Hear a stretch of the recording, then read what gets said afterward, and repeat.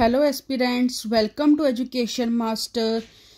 आज के सेशन में हम बात करेंगे टेस्ट आइडेंटिफिकेशन परेड क्या होता है, कौन करता है, इसका क्या प्रोसीजर होता है, कौन से लॉज इसमें आते हैं, क्या एविडेंशियल वैल्यू है और landmark case laws.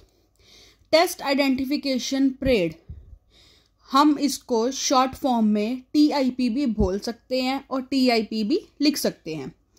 Test identification parade mostly used होती है क्रिमिनल केसेस में, जहाँ पर विटनेस जो है उसको एक्यूज्ड को आइडेंटिफाई करना होता है और हम कह सकते हैं भी विटनेस आइडेंटिफाई कर पाए एक्यूज्ड को। अब ये नौबत कब आती है?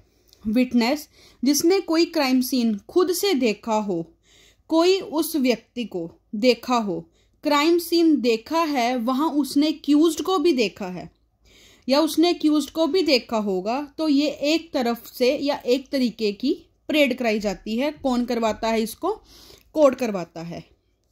जहाँ पे जो विटनेस है वो एक्यूज्ड को आइडेंटिफाई करता है, तो हम इसको बोलते हैं टेस्ट आइडेंटिफिकेशन परेड। इसमें जो विटनेस है वो बहुत ही ज़्यादा इम्पॉर्टेंट रोल प्ले करता है। हम कहें जो क्रिमिनल लॉ है उस सब में जो विटनेस है वो बहुत ही ज़्यादा इम्पॉर्टेंट रोल प्ले करता है।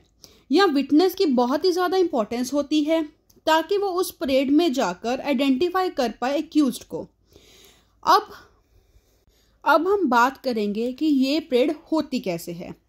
एक्यूज्ड को कुछ लोगों के साथ मिक्स किया जाता है और फिर एक लाइन में खड़ा किया जाता है।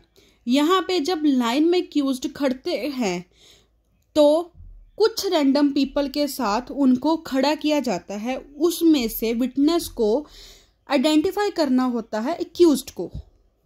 अब हम बात करेंगे इसके प्रोसेस के बारे में या फिर लॉ गवर्निंग TIP क्या होता है। सबसे पहले इंडियन एविडेंस एक्ट का सेक्शन 9 जो है वो बात करता था TIP के बारे में, बट अब जब BSA आया है, भारतीय साक्ष्य अधिनियम, उसका सेक्शन 7 है जो बात करता है TIP के बारे में। इसमें कौन से लॉज गवर्न करते हैं TIP को? Section 9 of Indian evidence act बताता है कि आप जो हैं किसी एक्यूज्ड की या किसी पर्सन की आइडेंटिटी को एस्टेब्लिश कर सकते हैं सेक्शन 9 में, और वो आपका एडमिसिबल होता है और रेलिवेंट फैक्ट है, राइट। अब हम आगे बात करेंगे सेक्शन 54A के बारे में, जो CRPC का है। वो बताता है कि इसकी एडमिसिबिलिटी के बारे में, कि जब भी कोई प्रॉब्लम आती है सेक्शन 9 में जो सॉल्व नहीं होता, TIP का केस है जो सेक्शन 9 में सॉल्व नहीं हो रहा, तो हम उसको टैकल करने के लिए सेक्शन 54A का यूज़ कर सकते हैं, जो कहता है कि अगर इन्वेस्टिगेशन के लिए जरूरी है कि उसको आइडेंटिफाई करना या आइडेंटिफिकेशन विटनेस द्वारा की जाए, तो वहाँ पर जिसके कोर्ट या जिस कोर्ट के पास जुरिडिक्शन होगी वो रिक्वेस्ट कर सकती है इन्वेस्टिगेटिंग ऑफिसर से या ऑफिसर इंचार्ज से कि वो जो है एक्यूज्ड उसकी कस्टडी में है, अरेस्ट कर रखा है, उसको डायरेक्ट करे फॉर द आइडेंटिफिकेशन। चलो एस्पिरेंट्स, अब हम नेक्स्ट बात करते हैं प्रोसीजर के बारे में। सबसे पहले जैसे ही विटनेस कहता है पुलिस ऑफिसर से कि वो आइडेंटिफाई करने के लिए रेडी है, तो police officer test identification parade को अरेंज करता है।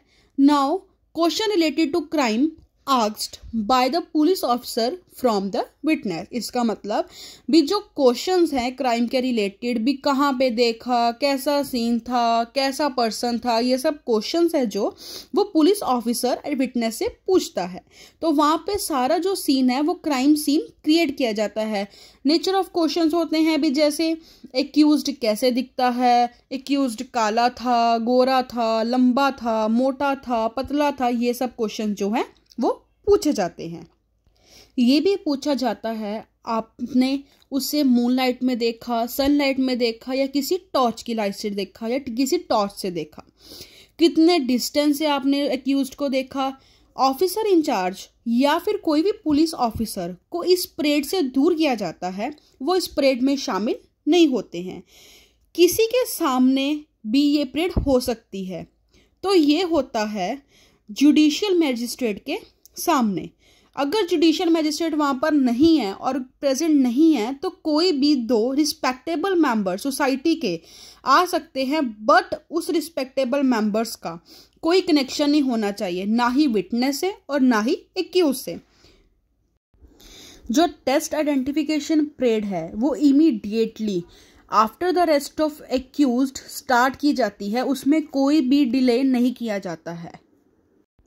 ऑफिसर इंचार्ज के द्वारा या फिर किसी भी पुलिस ऑफिसर के द्वारा एक्यूज्ड को इन्फॉर्म किया जाता है कि उसकी आइडेंटिफिकेशन परेड होनी है।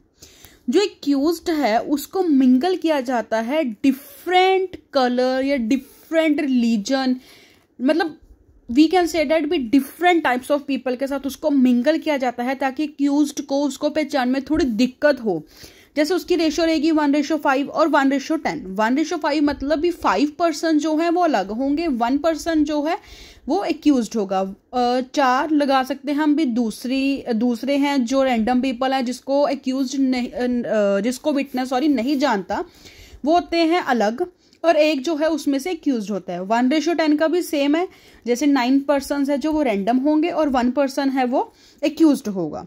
और जो ये प्रोसीडिंग्स है इसको रिकॉर्ड किया जाता है।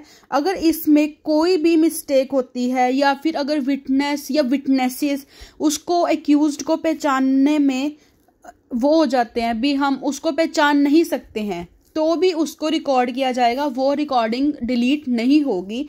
Each and everything in the proceeding shall be recorded. जो टेस्ट आइडेंटिफिकेशन परेड है वो साइन की जाती है मैजिस्ट्रेट के द्वारा। जो भी परेड में विटनेस ने एक्यूज्ड को पहचाना नहीं पहचाना, जो भी रिकॉर्ड हुआ, वो सब कुछ मैजिस्ट्रेट के द्वारा साइन किया जाता है। और ये सब होता है जेल में, जेलर के प्रेजेंस में, या जेलर इसको देख सकता है एनीहाउ जो भी। टेस्ट आइडेंटिफिकेशन परेड जब इन्वेस्टिगेशन को हेल्प करता है कंडक्ट करने में, एक फाइनल कंक्लूजन पर आने के लिए हेल्प करता है। टेस्ट आइडेंटिफिकेशन एक सब्सटेंशियल एविडेंस नहीं होता, वो प्राइमरी एविडेंस होता है। अब इसको सब्सटेंशियल एविडेंस बनाने के लिए अगर मान लो विटनेस ने वहाँ पे आइडेंटिफाई कर लिया एक्यूज्ड को, वहाँ पे आइडेंटिफाई करने के बाद वो कोर्ट में भी आइडेंटिफाई कर देता है, जो स्टोरी बताता है सेम कोर्ट में वही बताता है या बता देता है, इस केस में सब्सटेंशियल एविडेंस माना जाता है। जो सोल कन्विक्शन है वो सिर्फ टीआईपी के बेस पर नहीं हो सकता। अगर उसने आइडेंटिफाई कर लिया तो ये सब्सटेंशियल एविडेंस है। अगर उसने आइडेंटिफाई करके सेम स्टोरी कोर्ट में भी बता दी तो ये सब्सटेंशियल एविडेंस माना जाएगा, प्राइमरी एविडेंस नहीं माना जाएगा। इस चीज़ को बहुत ध्यान से पढ़ना, इस नोट्स को। और अगर आपको मेरी ये वीडियो अच्छी लग रही हो तो इस वीडियो को लाइक कर देना, शेयर कर देना, कमेंट कर देना, और चैनल को सब्सक्राइब किए बिना तो बिल्कुल भी मत जाना। और आपको किस टॉपिक पे, लॉ के, क्लास 1 to 10 के, बीए किसी भी सब्जेक्ट्स पे, किसी भी टॉपिक पे लॉ के आपको वीडियो चाहिए तो प्लीज़ आप कमेंट में बता देना, मैं उस टॉपिक पे वीडियो बनाकर आपको दे दूंगी विद प्रॉपर नोट्स। चलो अब हम बात करेंगे इम्पॉर्टेंट लैंडमार्क जजमेंट की, जो है Hare Krishna Singh versus state of Bihar. इसमें क्या हुआ था, इस केस में ऑनरेबल सुप्रीम कोर्ट ने कहा था अगर टेस्ट आइडेंटिफिकेशन में कोई भी विटनेस फेल हो जाता है आइडेंटिफाई करने में तो पूरा प्रोसेस यूजलेस हो जाता है। सब्सटेंशियल आइडेंटिफिकेशन तब मानी जाती है कोर्ट के द्वारा जब विटनेस आइडेंटिफाई कर लेता है सेम एक्यूज्ड को कोर्ट में और सेम डिसीजन को फॉलो करता है, सेम देता है। तो हमारी आज की वीडियो यहीं पर ख़त्म होती है। अगर आपको ये वीडियो अच्छी लगे तो इसको शेयर करना और मुझे कमेंट करके ज़रूर बताना। Thank you.